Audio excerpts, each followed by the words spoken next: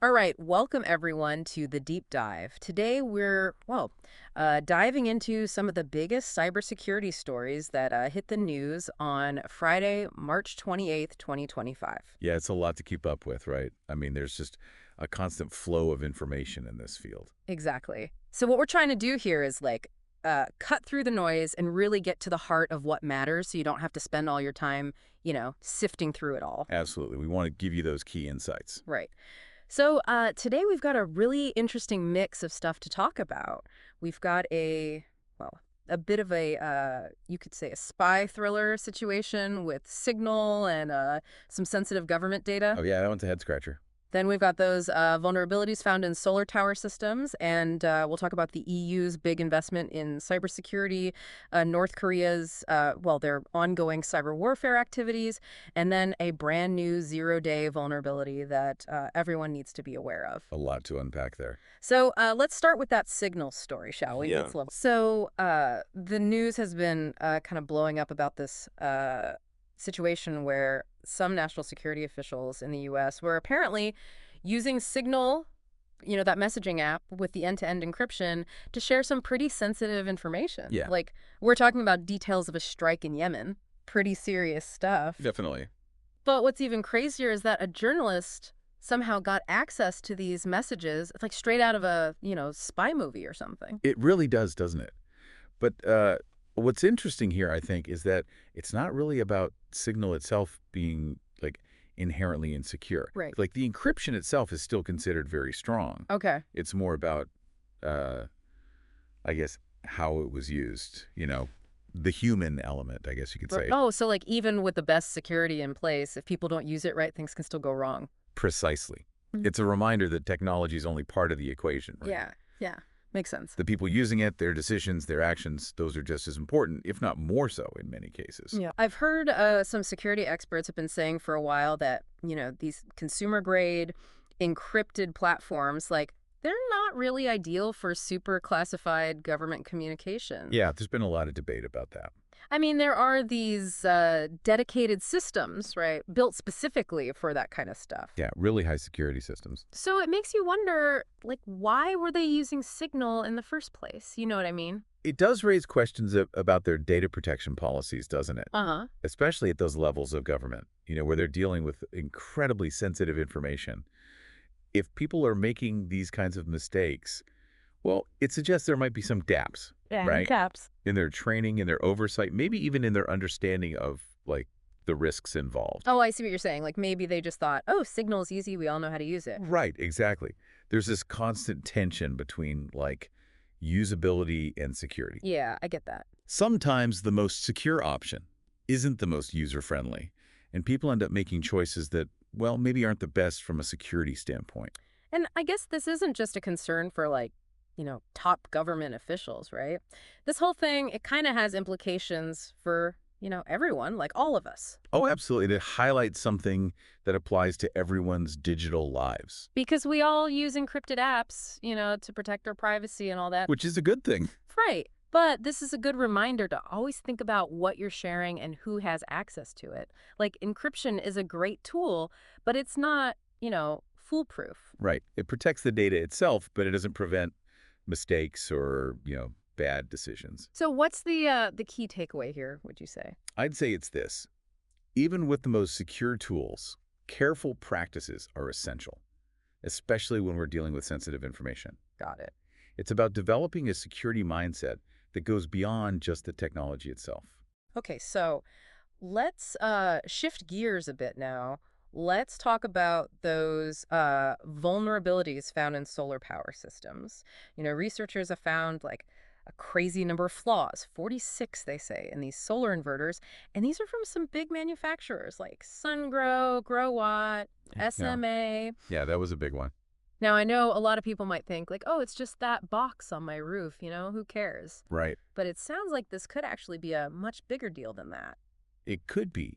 You see, what's interesting here is how interconnected everything is becoming, especially when it comes to critical infrastructure. Okay. These solar inverters, they don't just convert sunlight into electricity, right? Right. They're also connected to the power grid. Right. So think of that connection point like a potential entry point, Uh-huh. If someone were to exploit these vulnerabilities, they could potentially disrupt the power supply. Really? Just from messing with solar inverters? It's possible. Think about the impact that would have, right? Oh, wow. Yeah. Hospitals, emergency services, everyday life, all disrupted. And even more concerning is that these compromised inverters, they could then be used as a gateway to attack even broader energy infrastructure networks. Like a domino effect. Exactly. Wow, that's kind of scary. It is a serious concern. So it's not just our computers and phones we need to worry about anymore, huh? It's like the actual physical world, too. Exactly. We've got this convergence happening, right? Convergence. Yeah, between the digital and the physical. And protecting these systems like smart grids and renewable energy sources, this falls under what we call operational technology security. Security industrial control systems, Mhm. critical infrastructure, that sort of thing. Right. And it's becoming just as vital as securing those traditional IT systems. So what can be done about this? Well, first off, the manufacturers of this equipment, they have a huge responsibility to address these vulnerabilities as quickly as possible. Yeah, of course. Patch those holes, get those updates out there. But what about the people who already have these systems installed, in their homes or businesses? Right. Well, for them, staying vigilant is crucial.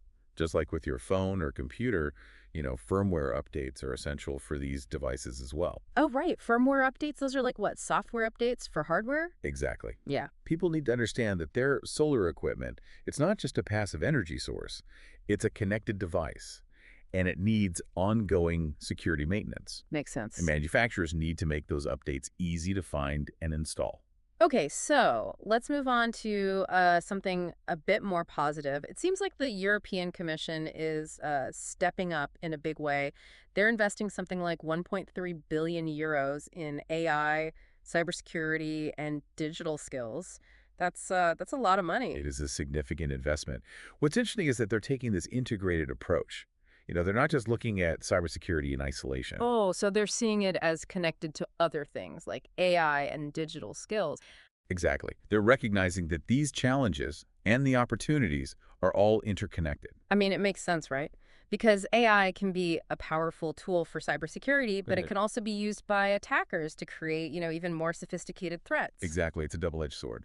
So investing in the secure development of AI from the ground up, that seems like a smart move. It's a proactive move. And then the digital skills component, that's important too, right? Absolutely. Because you need people who know how to build and maintain these defenses. Right. You need a skilled workforce to implement all of this. And this kind of investment by the EU, it could actually create more job opportunities in cybersecurity, right? It very likely will. Governments investing in cybersecurity often leads to a surge in demand for skilled professionals. So for anyone listening who might be thinking about a career change or, looking to learn new skills, this could be a really good area to consider. It's definitely a field with a lot of potential. Okay, now let's switch gears again and talk about a region that, well, tends to be in the news for less than positive reasons when it comes to cybersecurity. You're talking about North Korea. Yeah. The reports are saying that their hacking activities are escalating, and they seem to be particularly focused on financial institutions and crypto It's exchanges. definitely a trend we've been seeing. And they're using some really sophisticated methods like spear phishing and those zero-day exploits. Yeah, those are concerning developments. So for those who don't know, spear phishing, that's like those super targeted emails that are designed to trick specific individuals. Yeah, they can be very convincing. And zero-day exploits, those are vulnerabilities that nobody knows about yet except for the attackers. Meaning even the software developers themselves aren't aware of them yet. Right, so there's no patch, no fix available yet. This makes them very dangerous. It does, and what makes this whole thing with North Korea, even more worrying is that it's not just about, random cybercrime. It's linked to their state objectives. Right, their goals as a nation. Like funding their nuclear program. Exactly. They've been using cyber attacks to generate revenue for their government for quite some time. And they're reportedly stealing billions of dollars through these crypto heists. Billions. It's just mind-blowing. It is a staggering amount. So we're not just talking about, protecting our own personal accounts anymore. This is, nation-state level stuff, It is. And the implications extend far beyond just financial losses. It has the potential to impact global security. So for people who work in finance, crypto, or even just in tech in general, it sounds like they need to be extra careful. Absolutely. They need to be aware that they could be a target, and they need to take steps to protect themselves and their organizations. Like what kinds of steps? Well, being extremely cautious with emails is crucial. Yeah, no clicking on suspicious links. Right, or opening attachments from senders you don't recognize. Anything else? Multi-factor authentication is a must on all accounts. It adds that extra layer of security. Okay. And then, of course, having a comprehensive security approach in place. Right, so multiple layers of defense. Exactly. For organizations, that includes things like robust threat intelligence gathering, proactive monitoring, and incident response planning.